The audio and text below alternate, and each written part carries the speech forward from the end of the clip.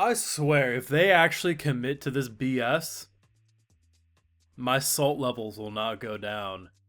That stab through Wagnon's chest caught me by surprise.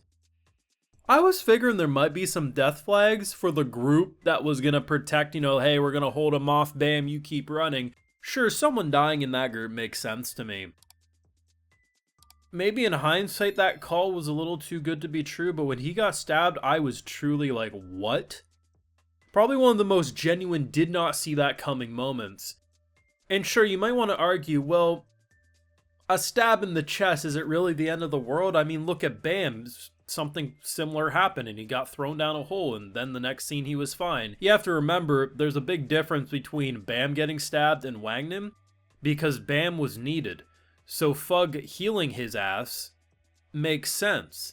So I'm not saying there isn't the healthcare in the world to save him from what looks to be a heart-puncturing wound, but there's no one around to do the healing, from what I can tell. I may have had my issues with Wagnon not being as utilized in the second half of Season 2 as he was in the first half, but it doesn't change the fact that he was my favorite new character among the batch. So to stab him in that way has me saying two things. Why couldn't it have been the Bumblebee character? Because no one's going to shed a tear when he gets his head cut off. And two, I guess I'm glad you did it to Wagnon, because it's one of the rare characters that will have this reaction out of me. But Jesus! Bam's out here becoming God, and apparently God can't save his best pal. Full live reactions over on Patreon if you want to see my full and thought to this Tower God greatness over there exclusively. So, you know me, I've been enjoying Core 2 a lot, and the past month and a half has been... It delivers, because here's the thing, even with all my problems with the first half of Season 2, the payoff of the first half is really coming in. And I'm going to be sad when Season 2 wraps up. I mean, they did a lot, and they pretty much kicked the episode off with great production. And I'm going to say, I actually think it had some pretty great production. Just the movements, and just the fact that everyone was actually moving around, and you felt the impact and the weight of all their different attacks. I mean, I'm going to be a happy camper given the fact that we have Rack on screen. So as long as you have Rack, I'm going to have a bit of a smile no matter what. But just seeing at one point he's like, get the hell out of here, and just whips our boy. And then this little douchebag gets dragged for like 5 minutes straight before finally being told, hey, walk in your own two legs, bitch. Just hilarious. And there's this scene with probably the most perverted and disgusting character you can imagine. Because I'm thinking to myself, why didn't he just stab her? Like, he easily could have stabbed her, and he's like, hey, for sparing your life, this is what I want. I'm like, you sick bastard, I know you attend Diddy parties with the way you're implying shit. And Rat comes in and calls him a pervert turtle, and I'm like, that is the best damn name you could give this son of a bitch. So, Bam escapes and has Thorn. And the way they're being implied, I mean...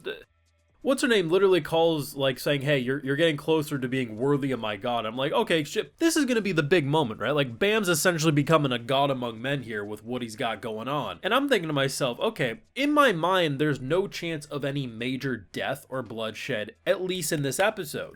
I'm thinking there is some possibilities with them trying to hold back apparently an abomination to protect Bam. Someone dying there makes sense to me, and I'm thinking there's a couple of decent options. So the conversation, because obviously we knew people were rushing in, they were very worried. Like, Beta B was very, very concerned. His VA was shooketh when he realized Bam had escaped. But to me, the conversation with Kun and Wagnon and Bam, it felt like them getting jumped, I wouldn't be surprised, but it's the puncture. It's the actual bloodshed, because what are you to do? Because the whole play was that we were going to summon Bam, and we'd reunite, and, Bam's feeling pretty good. This is the first time Wagnon has ever spoken to Bam, and he doesn't have the facade up. It's actually just Bam. He even mentions, hey, you feel a lot softer than the last time we talked, because he's more in line with his actual Season 1 personality, because he's no longer,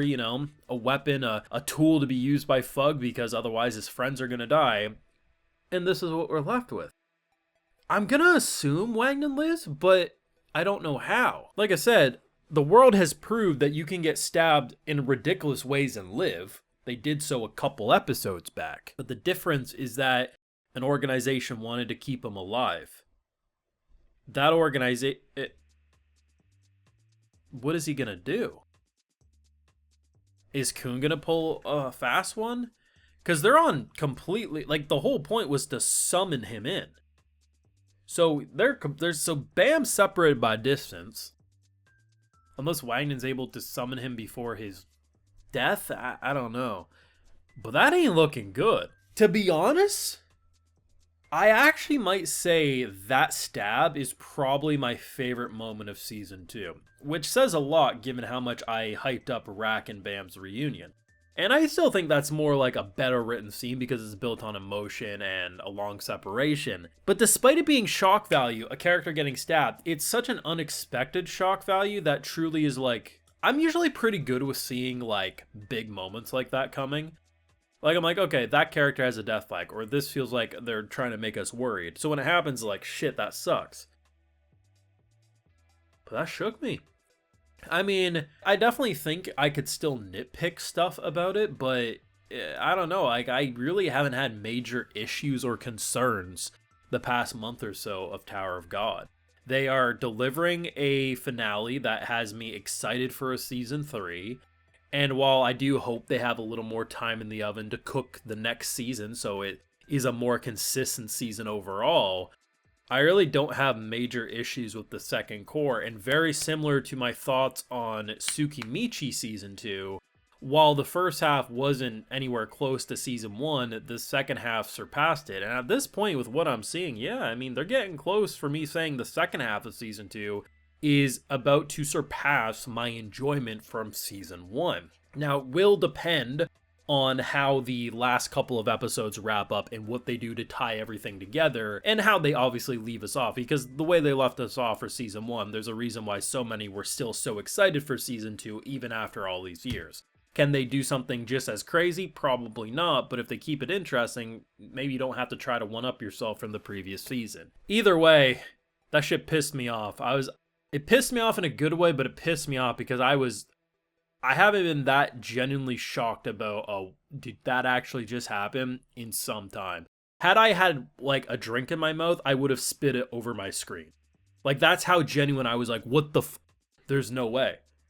Let me know your thoughts and feelings, especially for anime onlys. How did that ending catch you? Because it definitely caught me by surprise. Your thoughts down below, though. Leave a like if you enjoyed, subscribe if you're new around here, of course, ring that bell, and like I mentioned, full live reactions over on Patreon. And tell you while you're over there, I'll also give you a video shout out. So today we got Mohammed Iqbal, Michael Ferguson, Dark Alchemist, Alessandro, Jonah Vanello, and we also have James Coolster. So I appreciate the support, everyone. Please take care, and you all have a good one.